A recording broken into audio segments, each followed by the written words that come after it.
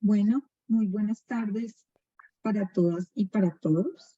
Bienvenidos nuevamente a este espacio de la Facultad de Ciencias Naturales. Eh, Nos reunimos hoy en la quinta sesión del seminario de investigación con el tema Relaciones entre tectónica, paisaje, biodiversidad y magmatismo en los Andes del Norte, presentando el grupo de investigación de estudios en geología y geofísica GEO, al cual les extendemos una especial bienvenida por acompañarnos y hacer parte de esta, digámoslo así, de este proyecto interinstitucional, ya un grupo de investigación consolidado. Nos acompaña el profesor principal de la Facultad de Ciencias Naturales de la Universidad del Rosario e investigador del grupo, el doctor Sebastián Zapata Henao. Y permítanme presentarlos. El profesor es ingeniero geólogo y máster en recursos minerales, egresado de la Universidad Nacional de Colombia con sede en Medellín, con formación doctoral de la Universidad de Potsdam, Alemania, y experiencia postdoctoral en Panamá, Estados Unidos y Colombia. También hace parte del grupo EGEO, como lo mencioné, el cual tiene como fin comprender la evolución tectónica de los Andes del Norte y el Caribe.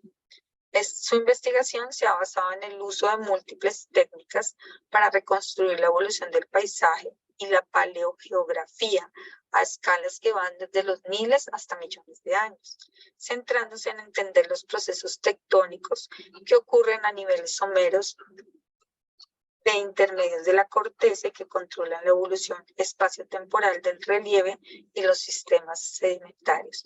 Profesor Sebastián, para nosotros es un placer y un gusto poder escucharlo, y permítanme recordarles un poco la dinámica del seminario. Básicamente iniciamos con la intervención del profesor Sebastián. Si alguno desea hacer una pregunta particular, puede interrumpir durante la sesión. Por favor, levanta la mano para habilitarle el micrófono, o bien la puede escribir por el chat, como también tenemos el espacio al final de la intervención del profesor. Les recuerdo, por favor, registrar su asistencia en el enlace que les voy a dejar en el chat, y los esperamos el próximo 24 de abril nuevamente en la sexta sesión del seminario. Profesor Sebastián, por favor, muchas gracias. Bueno, muchas gracias a todos por asistir. Pues más o menos como en septiembre del año pasado, el grupo EGEO recibió el aval de la Facultad de Ciencias Naturales para este proyecto interinstitucional. El grupo anteriormente pertenecía a la Universidad Nacional.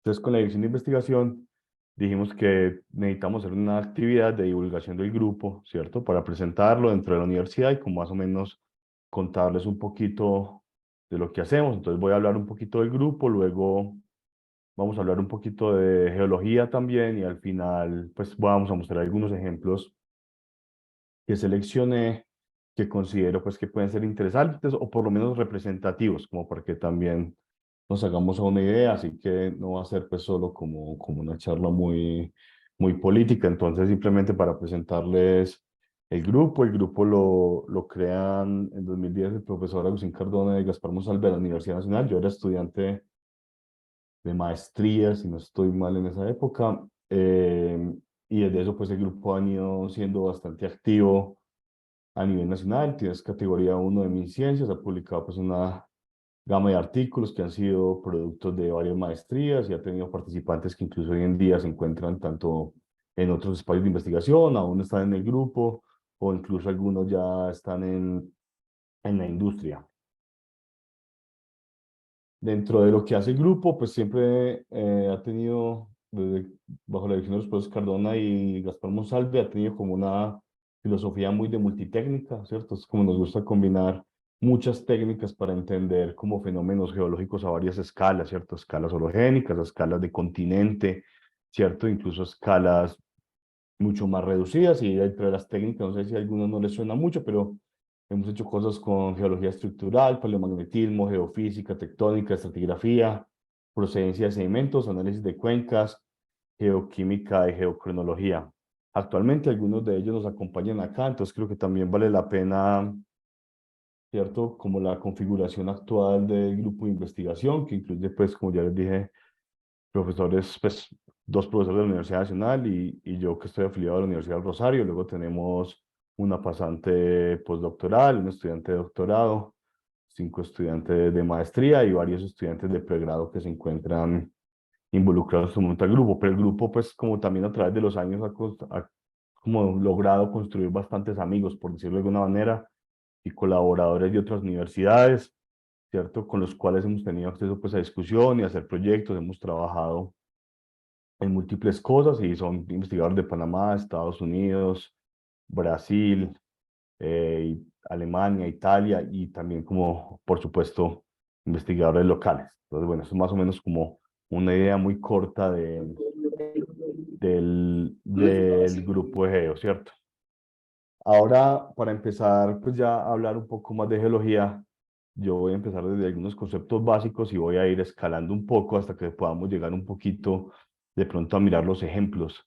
Entonces, primero me gustaría empezar con una de las cosas que más hace el grupo. Acá les voy a mostrar un pedazo muy pequeño para que no quede muy cargada la charla, pero hay una parte que son las rocas sedimentarias. Las rocas sedimentarias son estas rocas que se forman a partir de la erosión, ¿cierto? El transporte, o sea, como la erosión y la degradación de otras rocas, el transporte, la depositación y la compactación y la cementación, ¿cierto? Es uno de los 3 tipos de rocas y este es muy importante ya que guarda mucha información acerca de cómo era la superficie y los procesos superficiales del planeta en el pasado. Entonces, lo que pasa acá es que, por ejemplo, esas son las que se pueden formar en ríos o en distintos ambientes sedimentarios. Entonces, las partículas de roca son transportadas desde lo que llamamos el área fuente, o sea, de donde provienen, hasta un lugar que llamamos como el lugar de la depositación. Por ejemplo, imagínense un río, las partículas que viajan por un río, las partículas que están en la playa, en el fondo del mar, esas partículas que vienen de muchas rocas distintas eventualmente se pueden enterrar y de alguna manera se pueden cocinar, un proceso que nosotros conocemos como litificación, y cuando vuelven a la superficie, estas ya son rocas duras que llamamos rocas sedimentarias. Estas rocas se pueden depositar en múltiples ambientes, llamamos ambientes sedimentarios, como les decía, usted puede tener rocas sedimentarias que se formaron en un lago o incluso por la acción de un glaciar, por los ríos, tenemos también lo que son los desiertos, las playas, los fondos marinos, ¿cierto? Las barreras coralinas. Pero lo que quiero que guarden en mente es que las rocas, dependiendo de en qué ambiente se forman, se van a ver muy distintas. Si ustedes, como hacen un poco de memoria, las rocas o las partículas de arena que se acumulan en un desierto son muy distintas a las que uno ve en un río, por ejemplo. Un río va a estar caracterizado por partículas de tamaños más variados, ¿cierto? Y más ordenadas, no, y más desordenadas comparadas a las de un ambiente más eólico. Entonces nosotros podemos de verdad observar las rocas sedimentarias y más o menos entender si en el pasado habían lagos o era un río o estábamos en el fondo del mar. Y a esto le asociamos otra cosa muy importante que es la procedencia sedimentaria. Y esto simplemente se trata de que como estamos hablando de rocas sedimentarias, yo ya les dije que eran rocas que se armaban a partir de pedazos de otras rocas. Es decir, que yo puedo identificar y caracterizar los pedazos de otras rocas y saber cuáles son los componentes de mi roca sedimentaria. Acá tenemos 2 rocas sedimentarias que se clasificarían igual, pero sin embargo ustedes pueden ver que evidentemente están formadas de fragmentos de otras rocas y esos fragmentos tienen composiciones muy variadas. Esta roca, a pesar de que ambas pueden ser, por ejemplo, de un río, ¿cierto? Evidentemente los componentes o las áreas fuentes de estas 2 rocas eran muy distintas. Entonces, cuando yo cojo una roca sedimentaria, yo puedo entender en qué ambiente se formó, puedo decir, no, río, lago, eh, desierto, etcétera, pero también puedo entender qué otras cuáles son las rocas, como por decirlo, parentales, las fuentes que fueron las que me dieron el material para formar mi roca sedimentaria. Esto lo puedo hacer a varias escalas de observación. En este caso, esta roca es un conglomerado, ¿cierto? Que una roca sedimentaria de partículas mayores a 2 milímetros, pero también incluso con las arenas que tienen como tamaños de partícula mucho más pequeños, yo también puedo entender las áreas fuente. Y este es el caso, por ejemplo, esto es una sección delgada. Lamentablemente no tengo la escala, pero estos son partículas mucho menor al milímetro. Estos son los granos de arena. Esto es una arenisca, ¿cierto? Que tiene partículas mucho más pequeñas, observada al microscopio. Estos son literalmente son granos de arena. Y pueden observar que estos granos de arena evidentemente tienen composiciones variadas. Tengo estos granos blancos, ¿cierto? Todos estos granos más oscuros, y tengo estos granos que también son oscuros, pero son muy distintos a estos. Tienen texturas distintas y es posible identificarlos estadísticamente. Y al final yo puedo traerlos, ¿cierto?, a diagramas triangulares o a diagramas composicionales donde yo puedo ver la composición de las arenas. Entonces, es decir, yo puedo coger una roca sedimentaria, entender en qué ambiente se depositó y además entender cuáles eran sus áreas fuente. Por ejemplo, yo puedo, además de decir, si yo cogiera como con un ambiente moderno, ¿cierto? Si el río Magdalena, yo podría entender cuáles son las fuentes del río Magdalena y verla representada en la composición de los granos de arena del delta del Magdalena. Por ejemplo, podría haber cosas que vienen de la cordillera central, de la cordillera oriental, etc. Adicionalmente a esto, nosotros podemos datar minerales, ¿cierto? Tenemos la capacidad de obtener la edad a la que se formó un mineral. Entonces, si ustedes imaginan un río en cuya cuenca hay 5 rocas distintas, acá denominadas A, B, C, D y E, ¿cierto? Al final, la composición de las arenas del río va a ser una combinación, ¿cierto?, de esas 5 rocas. Entonces, si yo cogiera 100 granos de arena, una población de 1000 granos de arena, y seleccionara un mineral y los datara, las edades que yo obtendría en estos minerales serían las edades de las áreas fuentes. Acá, entonces, obtendría un histograma, la distribución de las edades de las áreas fuentes. Entonces, por ejemplo, acá tenemos A, B, C, D y E.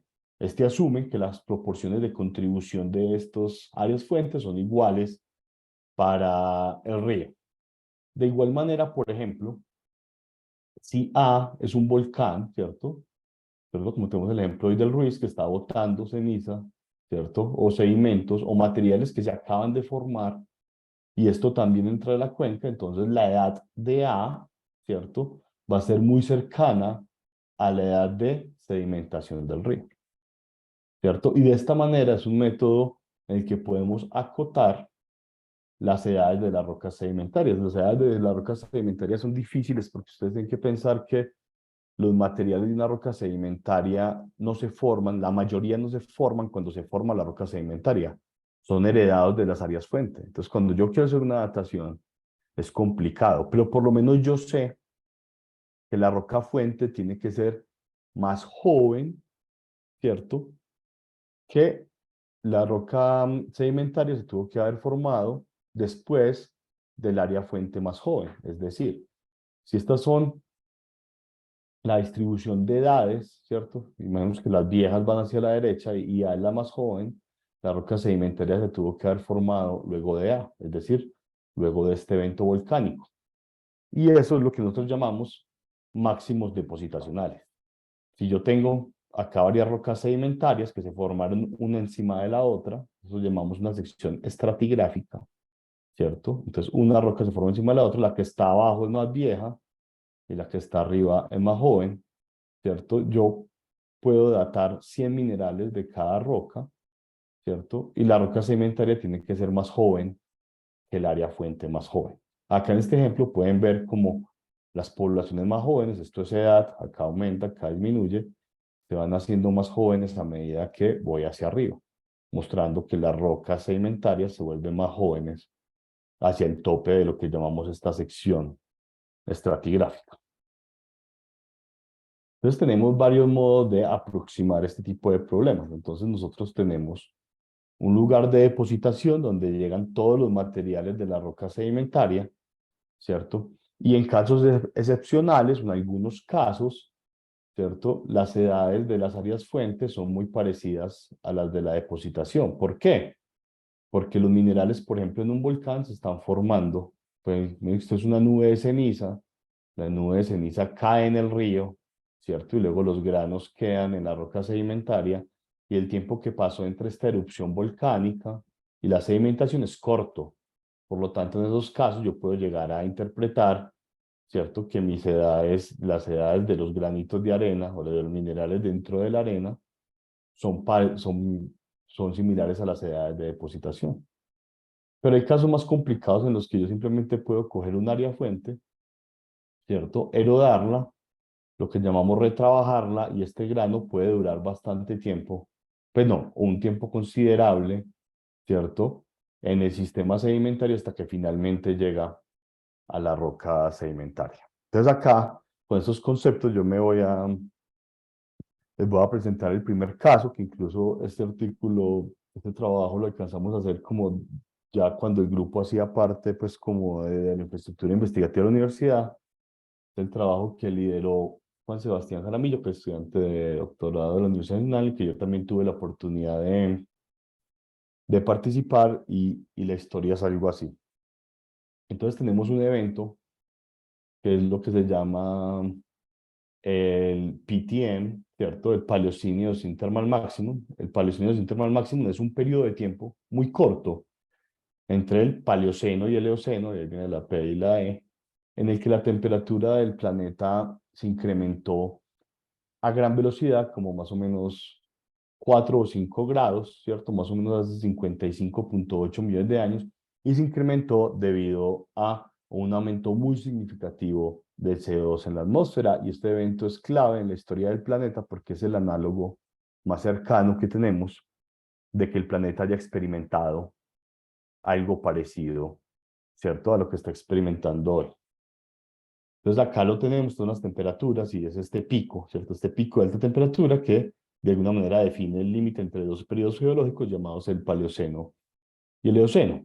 Entonces, este evento se ha hecho muy importante para muchas áreas de la geología, especialmente para la paleontología, ya que tener fósiles antes y después de ese momento nos ayuda a entender qué le pasó a la vida, ¿cierto?, durante este periodo de, por decirlo de alguna manera, de calentamiento global. Entonces resulta que nada más que al sur de Bogotá, esto debe ser como por acá, como la 82 Sur, ¿cierto? Hay una serie de canteras, que son estas, una imagen de Google Earth, pero son estas canteras, y al sur de Bogotá está el PTM. ¿Qué quiere decir cuando yo me refiero a está el PTM? Hay una serie de rocas sedimentarias, ¿cierto?, que cubren un espacio de tiempo, es decir, se empezaron a depositar en el Paleoceno y se acabaron de depositar en el Eoceno. Y si esa secuencia de rocas sedimentarias es continua, en algún punto dentro de esas rocas sedimentarias tiene que estar el momento del PETM. Y esto lo especifica, y están acá en el sur de Bogotá. Todas estas canteras, la mayoría, son sospechosas o han sido acusadas de contener, ¿cierto? O se ha probado que contienen este periodo de tiempo. Y además, lo que es más interesante, el sur de Bogotá es que tiene un registro fósil muy importante. Entonces, básicamente, los paleontólogos han tenido mucho interés en esta zona porque el objetivo de todo esto, o por lo menos de lo que yo entiendo, ¿cierto?, es que es necesario colectar fósiles, ¿cierto?, tener un entendimiento de los fósiles antes y después del PTM. Pero obviamente para esto yo tengo que saber, ¿cierto?, dentro de estas rocas, dónde está ubicado este periodo de tiempo, que además es muy, muy pequeño hablando en escala geológica. Entonces, el reto es datar estas rocas. ¿Pero por qué es un reto? Porque las rocas del sur de Bogotá, obviamente estos son ladrilleras, entonces la mayoría son canteras que explotan esta unidad para sacar arenas y lodos para fabricar ladrillos. El gran reto de esto está en que estas son rocas fluviales, ¿cierto? No tiene casi o no tiene materiales volcánicos primarios. Es decir, estas rocas fluviales son granos de arena, ¿cierto?, que se transportaron en un sistema de ríos, ¿cierto? Y este sistema de ríos luego se enterró y litificó la roca, y luego durante el levantamiento de la cordillera, estas rocas están ahora expuestas.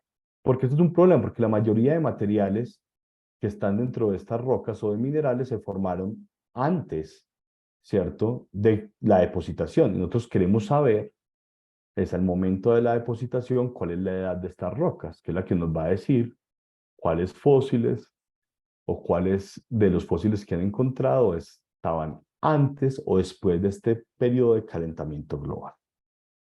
Entonces, este es el trabajo de, por ejemplo, de Mónica Carvalho, ¿cierto? Profesora de la Universidad de Michigan, que estaba mirando a las plantas, ¿cierto? De la Formación Bogotá.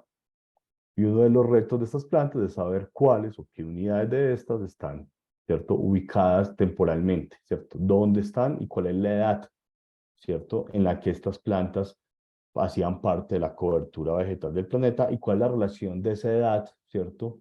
Con el PTM, con este periodo de calentamiento. Entonces nosotros entramos acá en la parte en que hay que datar un montón de minerales, ¿cierto? Esto lleva a los paleontólogos hacia una motivación para datar unas bases de datos muy grandes de minerales para entender la temporalidad de estas areniscas, ¿cierto? Estas rocas detríticas que se han formado como parte de la formación Bogotá. Solo ya que vimos los fósiles, podemos ver también los minerales. Este es el mineral que llamamos zircón, ¿cierto? Que es un mineral muy útil porque es resistente al transporte, resistente a la meteorización y preserva muy bien la edad del área fuente. Lo primero que quiero que observen es que para hacer granos de arena, estos zircones se encuentran bien puntiagudos, pues los minerales tienden a redondearse a medida, ¿cierto? Ustedes recuerdan los materiales de un río, lo que hace el transporte con los materiales es redondearlos, y estos zircones se encuentran bien prismáticos, lo cual nos empezó a dar sospecha de que podían ser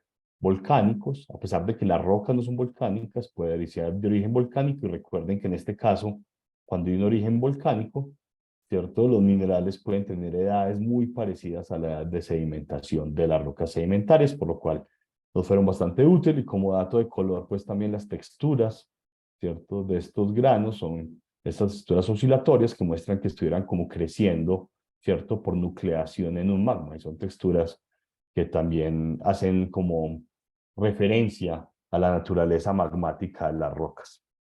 Ya en detalle, entonces hay 3 lugares en la formación Bogotá, ¿cierto?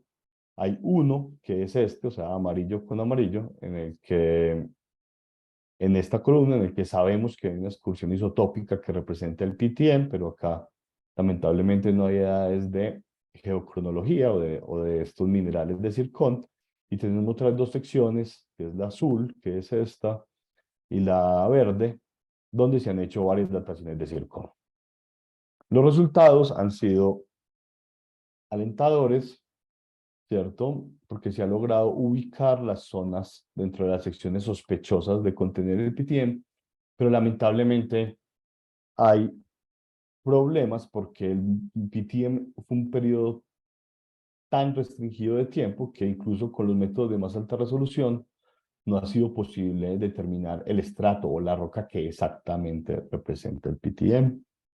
Pero sí hemos logrado determinar, ¿cierto? Más o menos, ¿cierto? La posición relativa de estas unidades. Sabemos de que definitivamente hay rocas del Eoceno, ¿cierto? Sabemos a partir de dónde estamos seguros de estas rocas del Eoceno, pero lamentablemente no estamos seguros del PTM. ¿Por qué? Porque es que a los granos les toma un tiempo, ¿cierto? En que se formen en la cámara magmática y entran al sistema sedimentario y se depositan. Y este tiempo que no podemos constreñir y que para el tiempo geológico no es importante, para definir el PTM es muy importante porque, como les digo, sabemos que hay rocas que definitivamente son más jóvenes que el PTM, porque esos son máximos depositacionales, pero definitivamente con precisión es difícil entender dónde empezó el PTM, pero hemos logrado pues por lo menos acotar, ¿cierto? Algunos segmentos de estas secciones donde este evento tan importante puede estar. Pero en el proceso, los que trabajan la paleontología han datado una base de datos muy importante de zircón, ¿cierto? Acá están todos los datos jóvenes y acá están todos los datos, ¿cierto? Casi más de, creo que más de 500 en esta gráfica, ¿cierto? Acá otra vez como una foto de los zircones. Esta es la escala, el tamaño son 100 micras para los que les interesen. Y acá tenemos el resumen de los resultados geocronológicos. Definitivamente pueden ver, esta es lo que es una columna estratigráfica. Entonces acá tenemos, por decir, las rocas del Paleoceno inferior.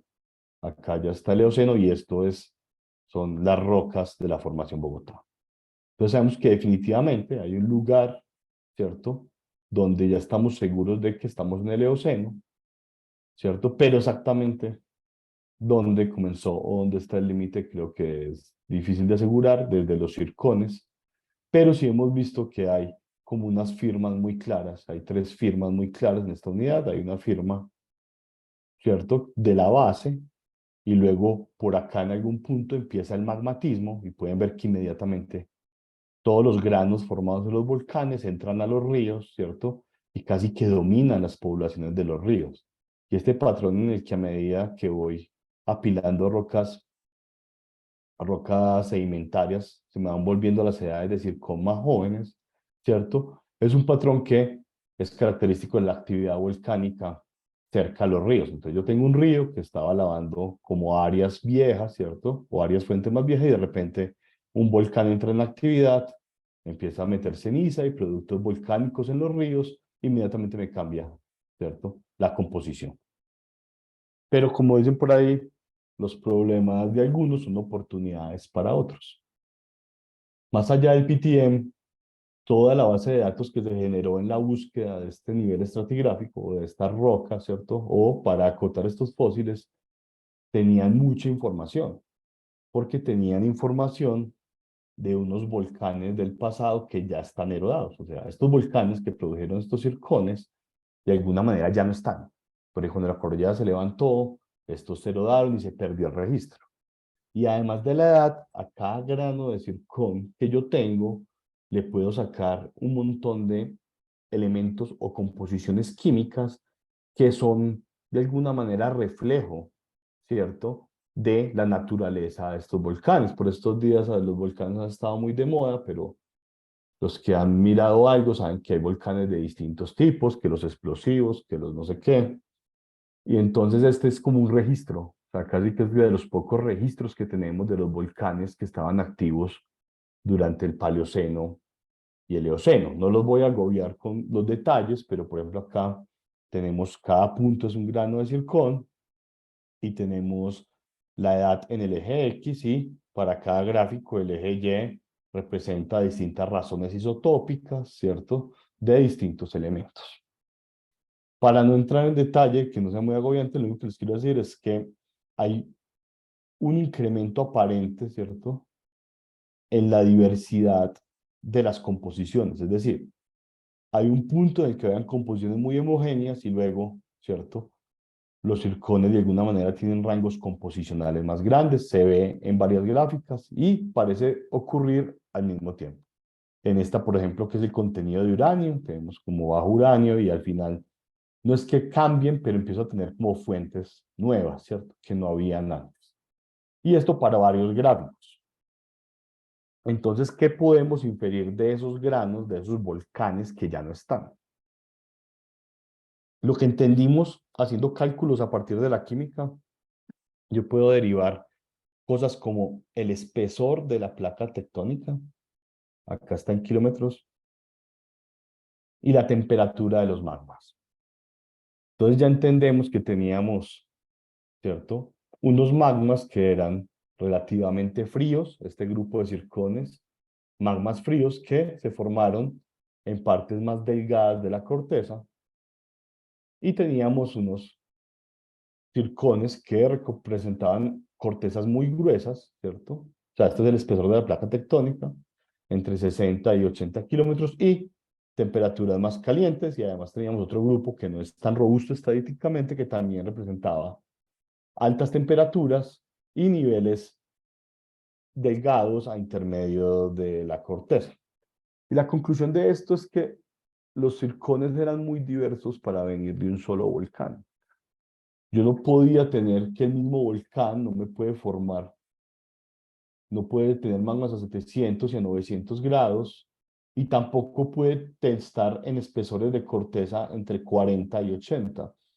La conclusión es que estos ríos, los volcanes que estaban en el área fuente de estos ríos, definitivamente no era uno solo, eran varios, ¿cierto? Y además esos varios volcanes, además de que pueden ser varios, tenían condiciones, eran volcanes distintos y que se comportaban muy distinto.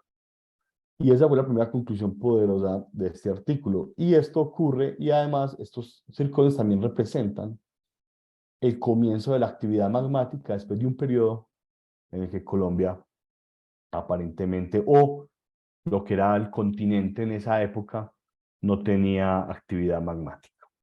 Entonces, esta es una historia de cómo una base de datos que tenía una motivación para entender el clima y la respuesta de la vida, ¿cierto?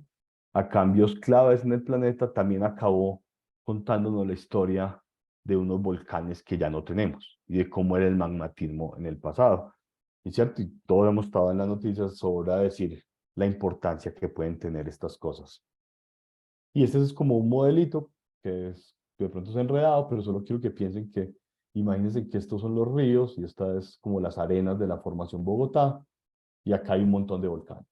Hay unos volcanes que son de baja elevación, en partes más delgadas de la corteza, otros volcanes que están en lugares más espesos como este, y todos están echando circones al río, ¿cierto? En un periodo en el que también tengo este periodo especial del PTM.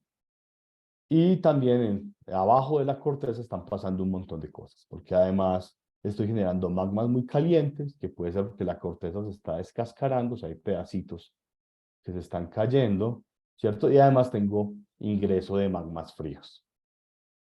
Y ahí acaba pues como el primer caso, pero podemos incluso ver otro uso de lo que es la datación o la procedencia o el estudio de estas rocas sedimentarias, que por ejemplo fue la tesis de pregrado de Laura Calderón y Marjorie Rodríguez, que ellas hoy son estudiantes de maestría, pero entraron al grupo durante el pregrado, y este es como parte del trabajo que yo lideré, pero que ellas definitivamente desarrollaron durante sus pregrados. Para los que no están familiares, este es el mapa geológico de Colombia, y lo único que nos interesa por ahora es que los colores representan de alguna manera la edad de las rocas. Son 3 cordilleras, pueden ver que cada cordillera tiene rocas distintas, lo cual es clave, ¿cierto? No hay rocas que estén en las 3 cordilleras, por eso los colores distintos de las cordilleras. La oriental nos encuentra Bogotá, la central está Medellín, y acá la occidental, ¿cierto? Es donde está, podríamos decir de alguna manera, Cali. Y 2 valles, el Valle del Magdalena y el Valle del Cauca. Entonces, ¿qué pasa? Lo primero que pasa es que en el occidente colombiano, como pueden ver en estos colores naranja, no confundir con este que es rosa, acá y acá hay rocas que solo están en esta parte de Colombia. Son rocas que tienen edades entre 40 y como 45 y 35 millones de años, pero solo están en esta parte y están desconectadas hoy en día. No hay ríos que vayan desde, ¿cierto? Desde este lado de la cordillera occidental hasta el Valle del Magdalena, por ejemplo. O sea, estas rocas o granos de esta edad no deberían, ¿cierto? De estar pues en estos drenajes. Magdalena drena acá y el Cauca viene por acá, entonces no debería, el Cauca debe tener las edades de las rocas de las áreas fuente, y lo mismo en Magdalena. Pero en el pasado no siempre fue así. Entonces, de pronto mirando las rocas, el proyecto se trataba de mirar las rocas sedimentarias que están de lo que hoy es el Valle del Magdalena, pero que en el pasado no necesariamente era el Valle del Magdalena. Entonces queremos saber los sedimentos que están en este valle, cuáles áreas fuente tenían, y por lo tanto entender cuál es la configuración de las cordilleras. Entonces, poquito para ver rocas sedimentarias. Entonces acá tenemos, por ejemplo, estas rocas que son tradicionalmente fluviales. Ustedes pueden ver como una especie de canales, ¿cierto? Al igual que estas rocas acá, estas formas en canales. Estos son areniscas, pero además podemos tener rocas más tabulares y de grano más fino, que no tienen estas morfologías, por lo tanto son rocas que se formaron en lagos. Estas rocas son de grano muy fino y están bastante meteorizadas, pero meteorizadas en el pasado. Entonces también podemos entender que, por ejemplo, que esto eran lagos, ¿cierto? Esto eran ríos, como estas 2 rocas, y además podemos claramente ver pedazos de magmas o de rocas piroclásticas volcánicas dentro de la roca sedimentaria, ya indicando pues que también había magmatismo en las áreas fuente. Entonces recuerden, entonces lo que hicimos fue describir estas rocas en el campo y asignar unos ambientes sedimentarios. Entonces empezamos a decir, no, acá hay un lago, acá hay un río, acá hay un abanico aluvial, este río era así, era de altas pendientes, de bajas pendientes, luego cómo era el lago, cómo se comportaba el lago, era óxico, anóxico, tenía un cuerpo de agua intermitente, tenía un cuerpo de agua permanente. Y además cogimos muestras de estas rocas y las miramos al microscopio para ver su composición, como les mostré en las primeras diapositivas, para saber si habían variaciones en las áreas fuente. Y acá están los resultados. Acá pueden ver, ¿cierto? Distinguimos 3 unidades y pueden ver que acá están las composiciones y hay unos elementos que son claves, como hay unos que tienen fragmentos de otras rocas sedimentarias, mientras que hay otras rocas que tienen definitivamente fragmentos de rocas volcánicas. Y eso se puede ver en este diagrama, ¿cierto? Que es un diagrama ternario con 3, ¿cierto? Con 3 extremos composicionales, este también, y acá están las distintas unidades que identificamos. Entonces, los resultados de esto son algo como no, tenemos lagos que tenían fuentes no volcánicas y luego tenemos abanicos, luego tenemos ríos que tienen fuentes volcánicas y además los lagos son más viejos que los ríos, y ya con esa información es que vamos armando, por decir, el muñeco, por decirlo de alguna manera. Y acá ya tenemos la compilación final de nuestros resultados. Y también estas son las edades de los granos de zircón, es decir, lo que llamamos edades detríticas. Y podemos ver que las edades se pueden dividir en 2 grandes grupos, que tienen 2 firmas o 2 distribuciones de población muy distintas. Pueden ver las que están acá en el color como naranja claro, ¿cierto? Que se caracterizan por zircones más viejos y la ausencia de estos zircones más jóvenes que aparecen solo acá. Entonces estos son, por decir, lagos, estos son lagos, ¿cierto? Que no tienen fuentes volcánicas y de la nada aparecen estas fuentes jóvenes. Lo que me quiero adelantar a modo de spoiler es que estas fuentes jóvenes son las fuentes que les mostré del occidente colombiano. Pero te queda más cerca para llegar a la quinta, ¿o no? ¿Aló? ¿No usas bici? ¿No usan bici?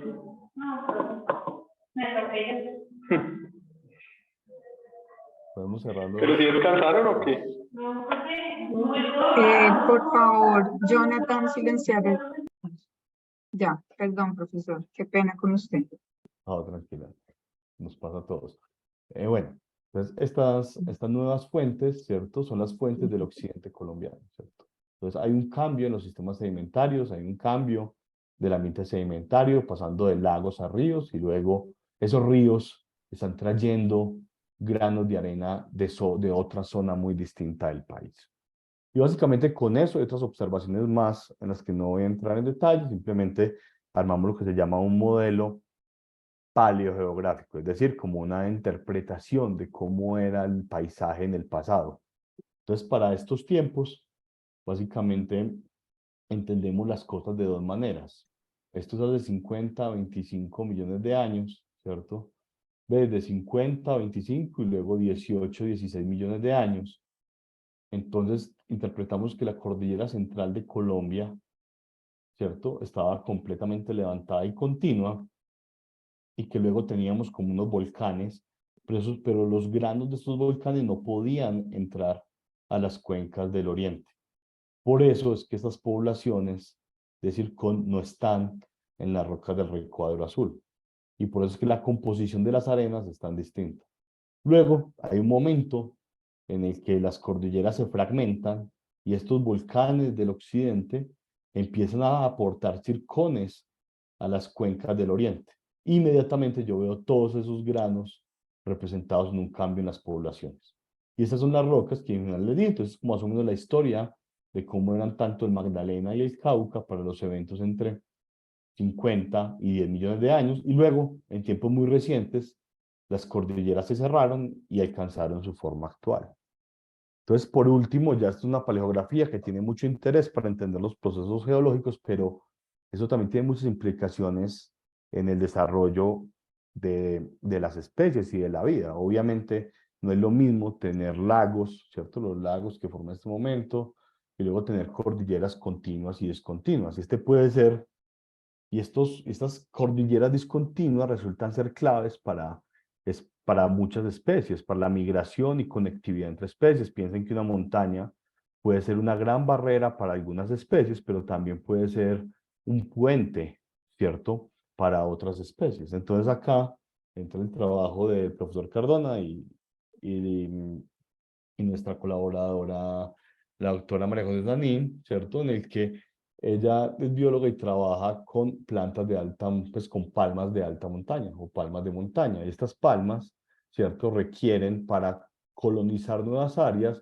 usan las cordilleras como si fueran caminos. Entonces, de alguna manera, estos pasajes, ¿cierto?, o estos grandes valles que atravesaban las cordilleras debieron de haber tenido un gran impacto en la distribución y colonización de las palmas de alta montaña. Yo les pido el favor que no me torturen con preguntas de genética, pero la, la gran conclusión es que de alguna manera los patrones de migración que María José encontró, ¿cierto?, los grupos genéticos y su distribución en las cordilleras estaba muy relacionado a estos modelos geológicos y algunas estructuras geológicas que eran las responsables de fragmentar las cordilleras. Es muy evidente, ¿cierto?, aquí, donde parece que en el sur de la cordillera central y occidental hay cosas muy distintas de la oriental y de las que están lo que llamamos el macizo colombiano, el macizo de Garzón. Y los límites entre esas poblaciones se parecen mucho o coinciden con estructuras geológicas que fueron responsables de crear estos valles. Entonces imaginen que un gran valle, ese mismo valle que está cambiando la composición de los granos de arena, ese valle se resulta convirtiendo en una barrera para que las palmas de alta montaña no puedan migrar y colonizar otros segmentos de la cordillera. Ahí vinimos donde este modelo, donde estos pasajes de los que les conté, que hicimos con la composición de los ríos, crearon unos patrones de migración donde más o menos las palmas venían desde el sur, ¿cierto?, y del norte, y lo último que colonizaron fue la cordillera, el norte de la cordillera central y occidental, no porque estas no estuvieran levantadas, no porque definitivamente estos pasajes, ¿cierto?, representaban una barrera, y luego el exceso de actividad volcánica, ¿cierto?, que el punto es que la migración de las palmas coincide con un momento en el que los volcanes o los productos volcánicos rellenan estos valles y permiten crear un puente pues hacia los segmentos norte. Entonces, no sé, espero que creo que voy a dejar ahí, creo que me extendí un poco. Simplemente 3 ejemplos cortos de más o menos las cosas que hemos hecho y cómo son varios problemas de investigación llevan a otros y bueno, y ojalá pues podamos como ya dentro de la universidad generar nuevos proyectos y ver que estas cosas pueden ser útiles. Acá les dejo una salida que hicimos hace poco con un estudiante de Ciencias del Sistema Tierra y la gente del Grupo GEO, ¿cierto? Que estuvimos en el sector del Tolima, así que si alguno tiene una pregunta o comentario la puedo tomar y si no igual, muchas gracias por su atención y por participar de la charla.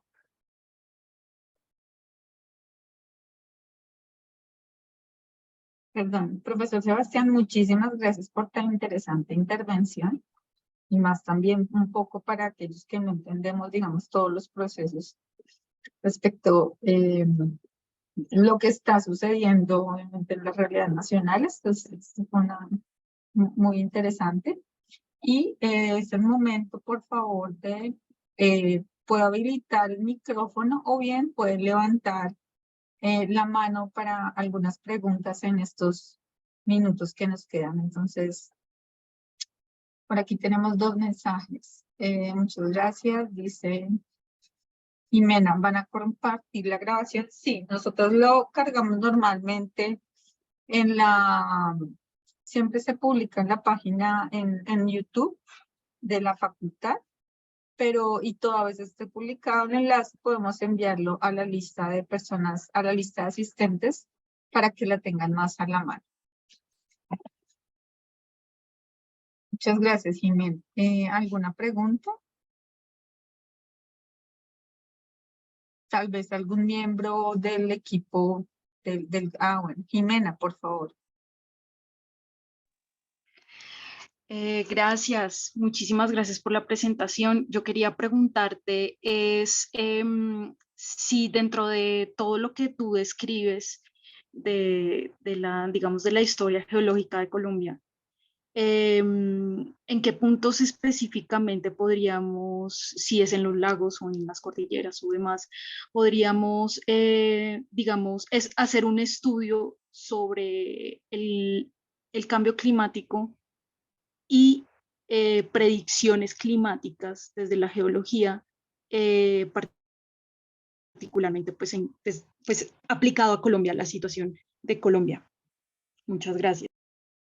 Sí, lo que es clave para nosotros, pues, con respecto al cambio climático es que nosotros los humanos estamos viendo el planeta en un espacio muy corto de tiempo, ¿cierto? Entonces, como los procesos que estamos entendiendo y que estamos viendo una parte muy chiquita de la foto, ¿cierto? Entonces, mucho del registro geológico, y por registro geológico me refiero a rocas, ¿cierto? A la química de las rocas, guardan un registro, pues, del clima a través del tiempo, ¿cierto? Entonces, la Tierra ha vivido muchos fenómenos, ¿cierto? Como de cambios, y la interacción de esos cambios en el paisaje y en el clima y cómo las especies responden a él. Entonces, definitivamente, como ese espejo del pasado del registro geológico es clave para entender muchos procesos de que nos están pasando, o para saber que lo que nos está pasando no tiene equivalente en el pasado, también para ver la escala de los procesos.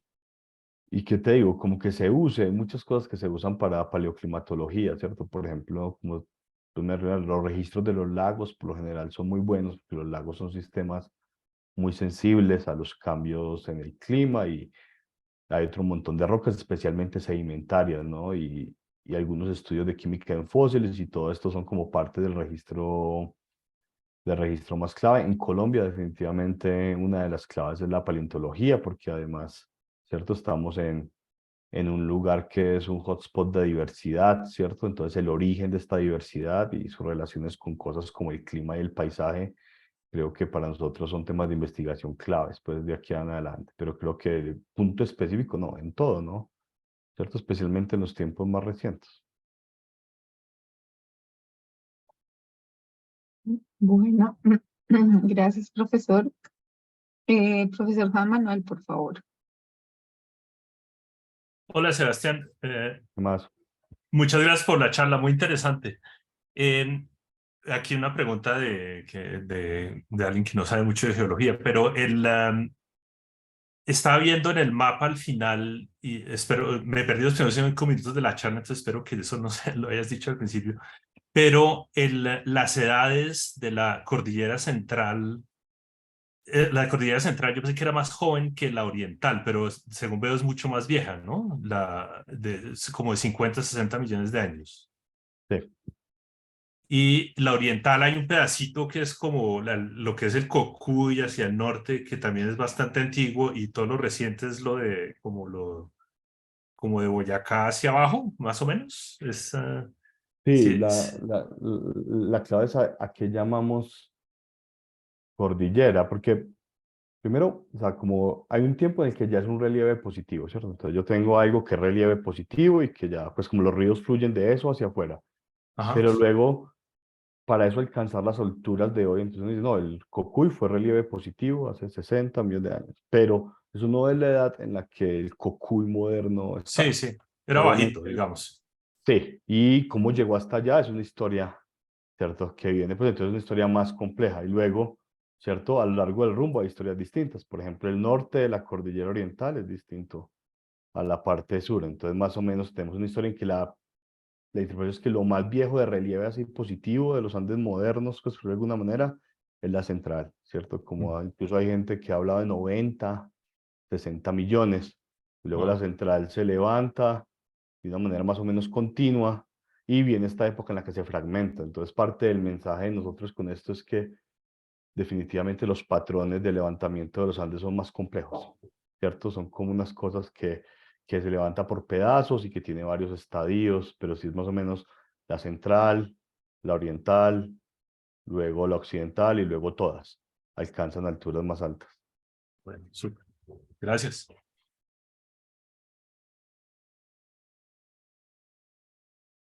No veo más manos levantadas. En el chat, pues tampoco tenemos acá. Y bueno, pues si no hay alguna otra intervención, y si el profesor Sebastián lo considera, pues damos por terminada la sesión del seminario de investigación de hoy. Nuevamente agradecerle por su tiempo, por el espacio, por la dedicación. por el compromiso con nuestra facultad.